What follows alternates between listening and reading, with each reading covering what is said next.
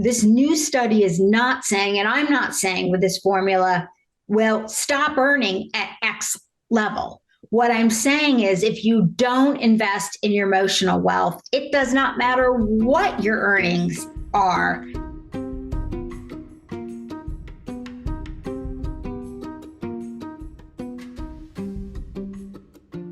Hello, and welcome to Financial's podcast, Future Rich. I'm your host, Barbara Ginty, and I'm also a CFP, and I am thrilled to have our expert guest here, Manisha Thakor. Did I say your name right? I'm terrible at pronunciation. Not to worry, Manisha. Rhymes with Manisha, Patricia. oh my God, rhymes with Patricia. Oh gosh, my pronunciation is terrible. Well, I'm super excited to have you on because you are a highly credentialed personal finance expert, which is something that we don't see that often. So I'm very excited to bring you to our listener base. They probably have already heard of you because you're very well known. But yeah, will you tell our listeners who maybe haven't heard of you yet a little bit about your background and your designations? Sure. So I can't believe this. I'm 53 this year. So I've been in the industry for 3 decades. And I spent the first 15 years of my career working on the institutional side of financial services. I was what's called a buy-side equity analyst and portfolio manager. And my job was to identify investments and put them into portfolios for large corporate clients, foundations, endowments, pension funds. And then I had a serendipitous switch after that first 15 years. I had done my MBA at Harvard Business School, and a dear friend of mine from Harvard Business School, who also was in finance, we noticed that so many of our super smart girlfriends who went into strategy or operations or marketing were asking us very similar base questions about personal finance. So we decided to write a couple of personal finance primers geared at women in their 20s and 30s. And that got me interested in flipping to the other side of the business. So I moved on to the individual side, where I spent the last 15 years, doing a wide range of things. I briefly had my own wealth management practice. And the part of that chunk of work that I loved the most was serving as a spokesperson around women in wealth issues for a variety of large RIAs. And, a lot of people may not be familiar with the distinction between the CFA and the CFP designation. The CFA, honest to God, I thought it was harder than going to Harvard Business School. It's a 3-year, literally. I think it's the hardest exam you can take. Yeah, it's 3 years. Mm-hmm. You take one level each year, and the amount of what level each year if you pass. Right. Not everybody passed. Not a lot of people don't. So it could be like a 3 to 5 year plan if you don't pass one level, which is very common. Yeah. Oh, yeah. Many people don't. And it's because you have to work while you're studying for this exam. And the amount of work that goes into the exam is equivalent to a graduate school course for each of the levels. So I was lucky to be single and childless when I went through this process in the 90s, and that made it a bit easier. And so that really helped with the investment side of things. Yep. And then the CFP, I'm so passionate about it because I feel like it really is starting to set some baseline, rigorous minimum standards and ethical guidelines that we can now use as individuals when analyzing who we might want to work with as a financial professional. So that's a little bit about my background and what I've been doing professionally in the financial services industry.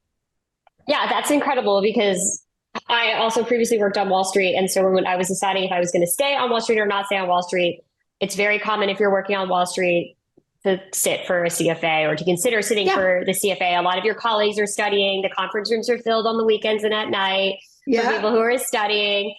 So I was like thinking, toying with it. And then I decided I was going to leave institutional finance. And so I was like, I need to do a different destination. Yeah. But we talk a lot about it on the show, because if you're looking to work with somebody and evaluating, I agree, it's a great baseline for someone with personal finances. They have a CFP, but it's even great if they have a CFA. It's just so rare that you have both because of the different types of finance. I have been obsessed with money, which I know we'll get into a little bit later, but I've been obsessed with money for a long time. And so I enjoyed going through all of those different designation curriculum. And one of the things that I found fascinating, and I might just do this for fun, is there's another designation bubbling up, which is the Financial Therapy Association's curriculum and designation as the industry moves towards more holistic financial planning around people's entire lives. There's this kind of fine line that moves between being a financial advisor and being kind of a therapist. And being sure to navigate that in a very ethical and clear-cut way with regards to your skills has been something that's prevented a lot of advisors from wanting to go too far down that line. And the Financial Therapy Association is a recently birthed organization, and they're really helping to set some guidelines for advisors to use to know where the boundary is. Yeah, where the line is. Yeah. Oh, yeah, that's fascinating. Because, I think that the interesting thing, especially with the CFP, is you take a more holistic approach, but then it sometimes can border into, is this therapy or, guidance? But I think it's a great segue into considering yourself as a holistic person when we talk about finances. So you just wrote another book. Your previous two books were geared towards women in their 20s and 30s, more of a roadmap of things to avoid and look for with your personal finances. And I love this idea. This is more about a cult. Yeah. Would you like to give a little explanation? Sure. So what I came to realize as my 50th birthday rolled around was that I had spent my entire adult life as a human doing and not a human being. And the reason is the mental model that I was organizing my priorities and life choices by was a pretty flippin' sick one. And in my case, it was self-worth equals net worth. And what I found was with that mindset, it felt to me like no matter how much money I earned, it was never enough. And I don't mean that about like the stuff. I mean it as money as a measure of external validation for your success. No matter how much money I earned, it was never enough. No matter how many accomplishments I achieved, it was never enough. No matter how many accolades I received, it was never enough. And I literally felt like I was trapped in this cult of never enough because our modern society encourages us to think that the answer to anything that ails us is more. Do more, be more, try more. Yeah, achieve more. Yep. Exactly. And I thought, wow, when you start kind of looking at some of the characteristics that define a traditional cult, getting sucked into this kind of mindset, which is completely applauded by modern society, really isn't that different than falling into a cult. And to me, I thought of it as the cult of never enough. Yeah, I mean, it makes complete sense. And I think that when you're meeting with individuals and talking about their finances, often, and I'm sure you've heard it, is, well, do I have enough saved? Right? That's like the number one question is, do I have enough? Do I have enough? And it's a question that you really can't answer for somebody, right? Because there are so many parameters around that. Like textbook says, yes, maybe you have enough, but who knows what your goals and objectives are. So I think it's very interesting to talk about what is enough and what that means to each person is probably going to be different. Yeah, Barbara, you've just nailed it. What is enough is at the core of so many different intersections between financial advice and reflection. The thing that I struggled with early on was the fact that as you know, you wear an advisor hat and you can use a Monte Carlo and you can plug in all these assumptions about how much you're going to be saving each year and what kind of returns you think you might receive and what inflation might be and at what rate you want to draw down your money at what age. And then you play with all of those different inputs to say, oh, well, you have enough. But what I found was for quite some time, the Monte Carlo told me I had enough, but I didn't believe I had enough. And again, it wasn't about, well, I don't have enough to buy this or buy that. It was a scarcity. Yeah, it was a scarcity mindset combined with the feeling that I still was not enough as a person. And I was using money as the metric to validate me as a human being. And when that's the case, it's never enough. Never enough. And was there like one specific catalyst where like, this is what you recognize was like, oh, hold on, maybe I need to reevaluate, like the Monte Carlo, the projections say I have enough, but really I'm not feeling like I have enough. Or was it just something that happened over time, or was there like a real catalyst that said, hold on, let me stop and reevaluate how I'm calibrating this whole situation? Yeah, I had a lot of warning signs along the way. Getting divorced because I was never present for my spouse. And, you know, just to give an example of where my mindset was, my ex-husband was 20 years older than me, and he was an avid off-road motorcyclist, had a horrible accident in a fairly unpopulated area, was taken to a 16-bed hospital and told he might lose his leg. And he had to go into emergency surgery. So he called to let me know. I was doing a bunch of meetings in San Francisco. I remember this so clearly. I'm staying at the Four Seasons wearing my fancy clothes. And I'm thinking like, well, you know, I mean, there's nothing I can do about it. The surgeons will do the surgery. It ended up being a success. He was in extreme pain and not able to leave the hospital for at least a week. And so this is how sick my thinking was. Well, nothing I can do for him. Might as well keep working. I'll show up when he's ready to go. And, you know, it's that kind of behavior. I didn't realize at the time that was a sign. You know, another example is slowly over the years, I started to realize that the only Christmas cards or holiday cards I received were from people who I paid money to. So, you know, an assistant or the woman who cleans my home, that all of my friends had dropped me off their list because I had missed all the pivotal events in their lives. Weddings, birth of children, divorces, and I didn't heed them until I got very sick. And that often is one of the things that causes people to wake up. Yeah. Yeah. And in my case, it literally was a near-death situation. Ironically, I had a different near-death situation. I think it was like 5-6 years before that. And that first one wasn't enough to stop me. It was the second one that required me to take a medical leave of absence, be on bed rest. I could stay awake only about 5 or 6 hours a day. My autoimmune system was completely attacking my body, and no one could figure out what was wrong with me. There was no diagnosis. They didn't know what it was. Right. Okay.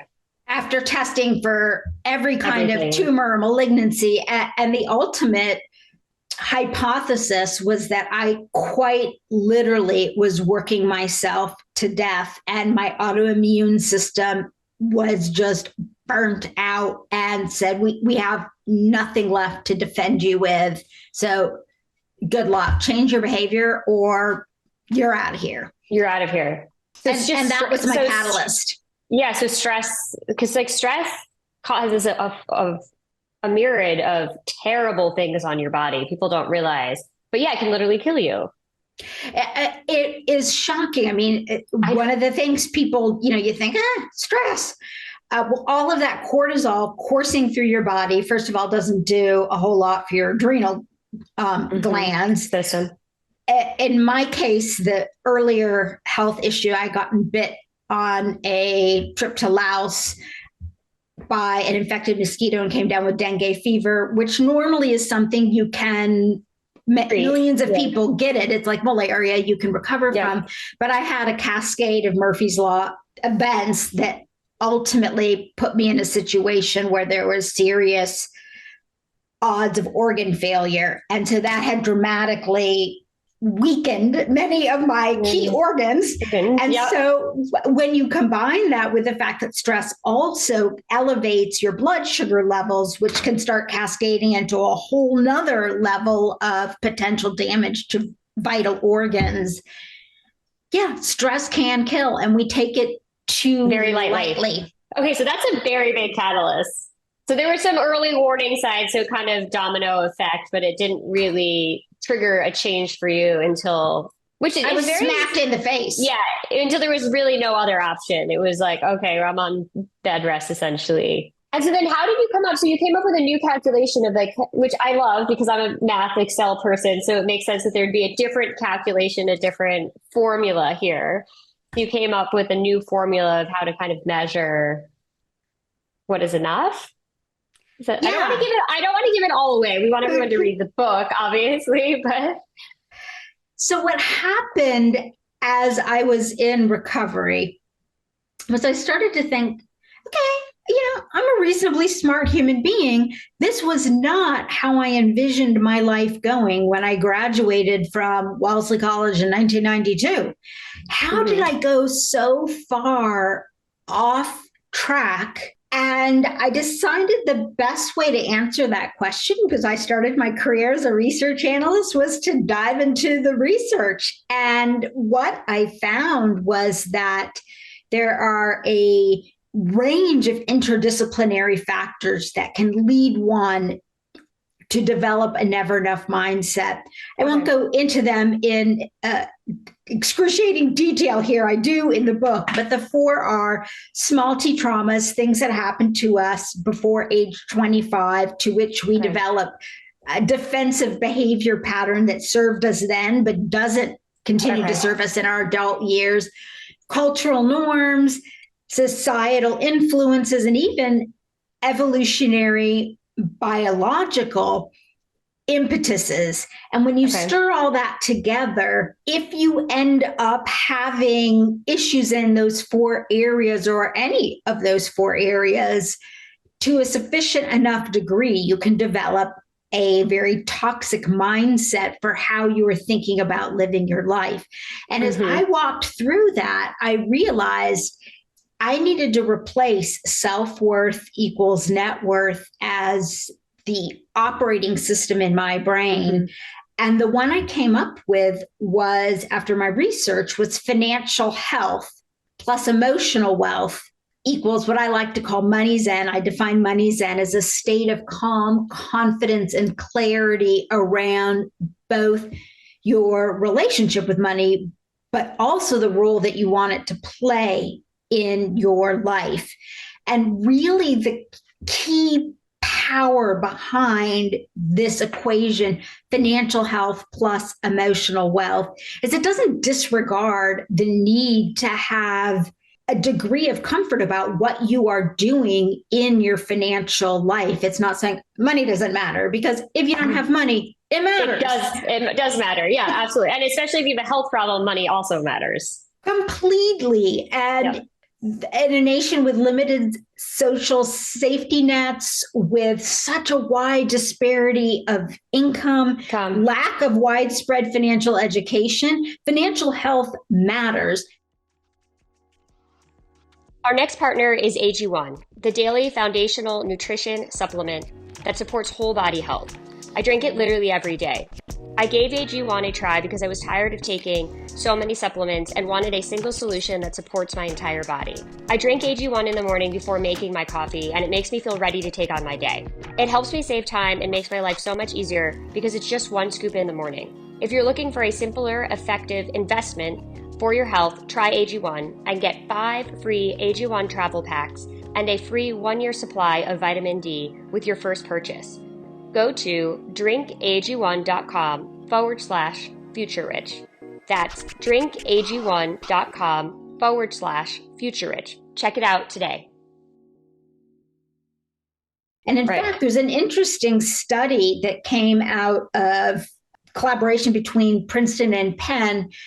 You and I would have heard this stat over and over. I'm not sure how many people outside the industry have, but there's been a long quoted stat that says $75,000 is the amount of money you need to earn in order to be happy. And earnings beyond that don't make you happy. And most of us who have lived on the East or West Coast roll our eyeballs and think like, okay, do you think you can raise a family on the East Coast? So we knew something was off with that number. Turns out the original folks who did this research teamed up with some other academics, and what they discovered is they were wrong. Not necessarily because the number was wrong. That number differs for everyone. For a single person in the Midwest, that might be entirely true. I grew up in a small town in Indiana, and that would have worked. That's great.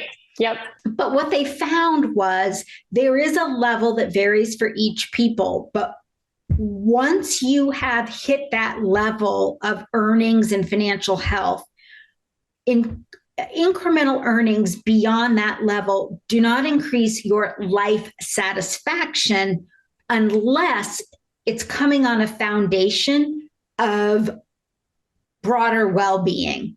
Yep. And what I found was that I had invested in a very savvy manner in my financial health, but I was bankrupt when it came to emotional wealth, absolutely bankrupt. And I also realized this can affect people of a wide range of incomes, educational levels, ethnicities, geography. And that's why I wanted to codify it in a book, because I realized this is not a problem that is defined by any particular income or net worth level. Yeah, and I think that's so important to say that it's not specific to one arena, because as you said, when they said that number, I've read the number. Yeah. And I think at some point they raised it to like 100, and you're like, that's great. Like if you're living in, I don't know, North Dakota as a single person, I'm sure 100,000 is great. But if you're living in Manhattan or Brooklyn or LA or one of the other very expensive cities, like it's not as great. And what if you have a dependent? Yeah. So I totally agree. But the concept of like, you have to have more than just money makes sense, because they said a certain earnings over whatever that number is for everybody, it's like a diminishing return almost, if you will, right? Or a neutral return, that you could make another 50,000, but it doesn't change anything about your life because you've already had enough for that person of money. And the thing, though, that I think, and it's nuanced, but I think this is really important, is it's not, this new study is not saying, and I'm not saying with this formula, well, stop earning at X level. What I'm saying is if you don't invest in your emotional wealth, it does not matter what your earnings are. Once you are earning a livable wage, the thing to invest in that society does not encourage us to invest in is our emotional well-being, our emotional wealth.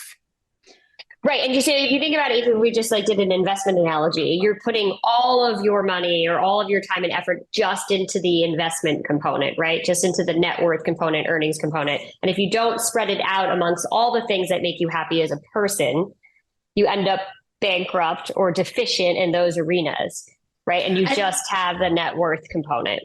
I love that you mentioned it's like an asset allocation. It is. It's like when you put all of your energies into financial health, it's like you have a portfolio that is allocated 100% in stocks.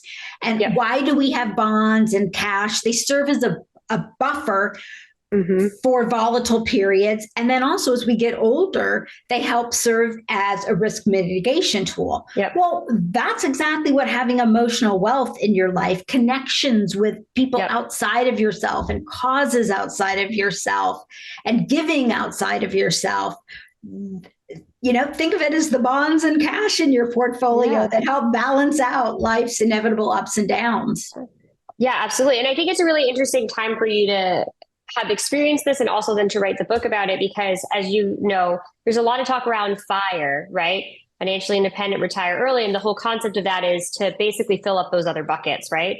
So I like working, but I don't like working enough to sacrifice traveling until I'm 75 or spending time with my children or whatever those other facets are that are important. So I think it's really interesting because we see on the show when people talk about FIRE, they're usually the root in that is not that they don't like their job or they don't want to keep working. It's that the working has taken up too much of the time. And so they're feeling like they're sacrificing hobbies or time with family or time with friends. And so this concept of enough is hard to define, especially when you're considering that. So what is it like? How do you balance all of those facets of life? And I agree, it shouldn't just be, which is unorthodox as a financial advisor, right? But it shouldn't all be one thing. So I always say to our clients is, I'm going to tell you to spend your money and enjoy your money because the whole reason you have it is to enjoy the other pieces of life, right? It's not just to stock it away and look at it on a piece of paper, although that's nice, can be.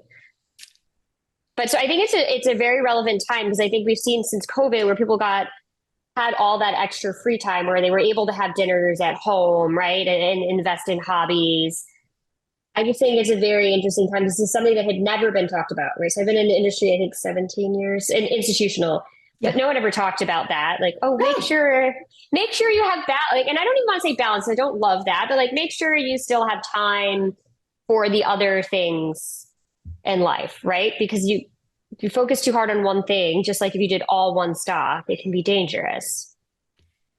Absolutely. And I have been amazed at the number of people who have read the book and come back and said, oh my God, I feel like you are speaking directly to me.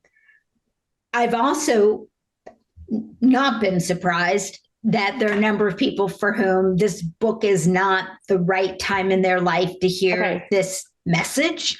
I feel like you have to be ready for it. I personally hope with the book, I might be able to, I mean, my main goal is to help people who are also trapped in the cult of never enough have a clear-cut roadmap or blueprint that they can use to get out of that. My secondary goal is to help folks who haven't quite made it into the cult, but are heading in that direction, make a hard left turn and get the heck away from that kind of thinking. And certainly with FIRE, this is a movement that from a very early stage on in careers, people are thinking in this more broader financial health plus emotional wealth manner. Yeah, absolutely. I mean, I'm definitely in the jean jacket cult, which I just joined. So I now have a jean jacket, but I would say I'm probably in this cult, and this has been something that I've transitioned out of a little bit. But as you know, when you work in finance, the threshold is always based on numbers because that's just how the industry works. And working with individuals who, as you probably saw, sometimes people don't get to enjoy retirement, and you have to plan for it and save for it because you hope that you're there to enjoy it. But sometimes you get sick and you don't, or your spouse gets sick. So then therefore you can't, you're not going to, most times the spouse won't leave the sick spouse, right? So then they both don't enjoy. I have 3 girlfriends. I had 3 girlfriends, 2 of whom were doctors who've passed. Completely cancer in 2 cases. And one was a surgery that went wrong and she had a horrible infection and it took her life. People think, especially in your 40s, when you're really starting to head up into that curve, like, man, like, look where I'm going to be in my late 50s and I'm rocking it. And you should keep doing this stuff that you love professionally, but it is true. Stuff comes out of the blue. And now I look at the obituaries in the New York Times every day. And for anybody who is in their 50s or 60s, I open it up to look at why they passed and the reflections on their lives. And then there's another piece to this, particularly for us women, is elder care. My parents are in their early 80s, and by the grace of God, they're in good health. But my dad had two serious incidents where we needed to come together as a family and rotate to have him have full time care. And at that time, I was working pre-COVID on a location independent basis, which we would now call remote work, and I was able to make it work. But I was an executive at that time. If I were part of the 80% of the American population who's busting their butt in jobs where they don't have that flexibility, that often can be a big reason why you end up having to take a break. Yep. And I can give you an example of a girlfriend of mine who was the CFO for a very prominent media personalities, multifaceted portfolio, earning an incredible income. And her sister got cancer and her sister had a child. And then her parents both got ill all at the same time. At the same time. It always happens that way. It's never 1 year, 2 years later. It's usually when things go wrong, at least what I've seen, when things go wrong, they go fantastically wrong. It's like everything goes wrong. She went to a top 3 MBA program and her career completely derailed. Yeah. And coming back in, she's not earning the income that is anything close to where she was.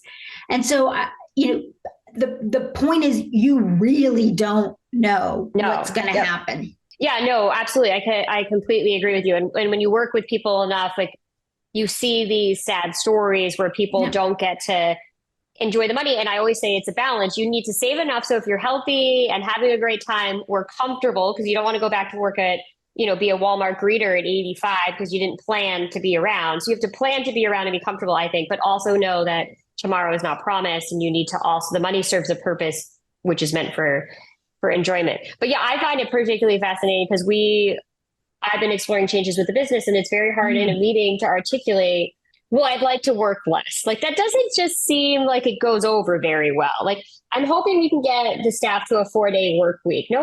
When you're doing a revenue number meeting and talking about goals for the business, nobody really, I don't think it's well received. No. Which is sad, I think. Because if our productivity is the same, and I actually think productivity will go up, is what I think. Mm-hmm. I actually think that the staff will be happier, will appreciate that they have balance that's worked in for them. So I actually, and we're going to, it's then a conversation on the table that I don't think it's going to be an overnight change to do this, that we have to work towards it. But if we work towards it together, I think we can get there.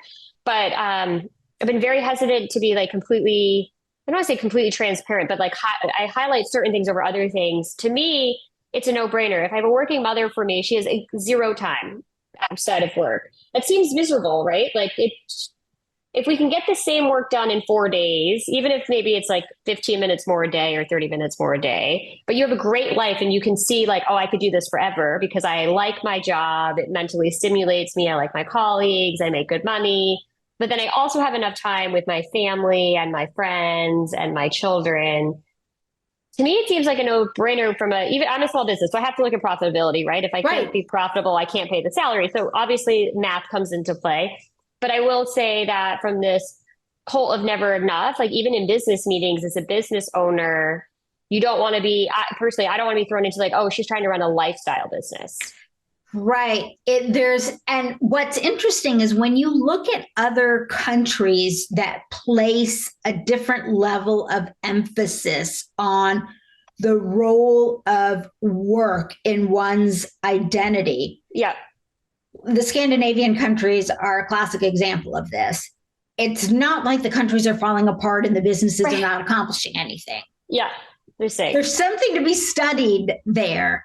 But yeah, so I think this is relatable for like individuals, but also like if you're a business owner as well, right? Of at what point is it enough? At what level do you want to get to? Because you can always get to the next. I think especially here in the United States, the sky is really the limit of like, how do you want to do? I think we're very lucky and fortunate that we can say, you can earn whatever you want to earn, you can build whatever you want to build, and it's really unlimited, which is wonderful that you have that no ceiling in theory of what you want to build or produce. But you can get caught up on the hamster wheel, and learning how to say what's enough for you, I think, is a very, very good practice. So I'm very excited to get to read the whole book. I haven't read the whole book, but I'm very excited about it because that was a question. I was very lucky to have a great mentor. And so he's asked me before, like, questions. I think his question was like, do you strive to fly on a private jet? And I was like, no. He's like, good. I just wanted to make sure your feet were on the ground. He was like, because if you have that mindset of, I need to have every single thing, you can really get trapped. You can. And one thing that I reflect on that I wish I had taken to heart early on, during my institutional career, I had the opportunity to work for two self-made billionaires, and I was on the private planes and I saw their lives up close and personal. And honestly, it's difficult when you have that kind of money. Everybody wants you to donate to their causes. You never know if somebody's trying to be your friend because they like you or they like your money. And managing it all is the lifestyle that comes with it is complex. And then you worry if the people who are helping you manage it are then going to talk about your personal things. And, it sounds wonderful to be in that private plane world, but when I got to watch it as a fly on the wall, I thought, wow, there's a lot of downside. And if you spend your life striving for that, and it's not the end lifestyle that results, for some people, it's one that works well, right? But not for everyone. And usually for the people that get to that level, they've sacrificed their life to do that. Mm-hmm. It's a complete life sacrifice. So it's usually, if they build that type of work, from what I've seen, and you probably saw it closer, but it's usually not, they get access to things, but they've dedicated their whole life to building whatever businesses that generates it. The lifestyle and like the luxury that comes with like free time is usually for the next generation. It's usually not for the person who built it. No. And what I've observed is oftentimes in the building of it, you lose your family. Your kids, your relationship with your kids, your relationship if you partner with someone, your relationship with your extended, the cost on an emotional wealth level can be very, very high. And I highlight this simply to say that your mentor asked such a wise question. And now whenever I am asked to I'm in kind of a different stage of my life. I've moved on. I'm sitting on a corporate board. That's my primary function. I also sit on a national nonprofit around financial education. And those are the two primary things that I do. When I get asked to do speaking events or media engagements, I will tell you, my ego still lights up like, woo! Like, people will notice me. I'll get accolades. And I have to force myself to slow down and ask, for what? For what am I doing this? And oftentimes the answer is the little demon in the back of my head is interested in money, fame, accolades. And it's not because I want to help people or frankly, I love earning money still. The income versus time spent is a logical fair equation that it makes sense for me to do it. Yeah, no, I feel lucky. And that's why I'm very fascinated by this whole topic, because I've been asked I was lucky to have a mentor who asked me these questions of if that's the track you're on, that you just have to acknowledge that's the track you want to be on and acknowledge the sacrifices you will make, because there will be sacrifices to be on that track. You've already done all of this and put it in your book, nicely packaged for us to read, so you can evaluate kind of what track you want to be on. Well, and one of the things I'll just mention about the book is that I have also created, it's free, a downloadable self-guided journal that you can use as you walk through the book. A lot of people have told me they've been making notes in the margins and folding over pages. And other people have asked, I process through writing. Is there some kind of tool? So I recently put that together and it's up on my website. And other people told me they found it wonderful topic to talk about with friends. And in the financial services world, many advisors have told me they found it useful to talk to with clients. So I've created a book club guide with the intention of helping people dive Utilize deeper it, into the conversation in the context that makes sense for their lives. And so both of those are up on moneyzen.com for free. Amazing. And is there anything else for our listeners, to connect with you, other things they can find on your website? So I love the idea of being able to journal around the book. Anything else they should look for on the website? I am slowing down on this part of my life. And so I've been thinking a lot about how I can help people if I'm no longer taking on clients and I don't sell any products and I don't have any programs. And so the two things that I've focused on are a periodic newsletter where I share what I'm reading and what I think will have the highest impact on helping subscribers with their financial health and or emotional wealth. And you can sign up for that on my website, moneyzen.com. The other thing I'm really focused on, and I will be revamping for the new year, but there's still resources up there, is making sure that for either of those topics, I have a very curated list of resources, articles, podcasts, books that people can use as they dive into financial health and or emotional wealth. Amazing. And then where's the best place to order the book?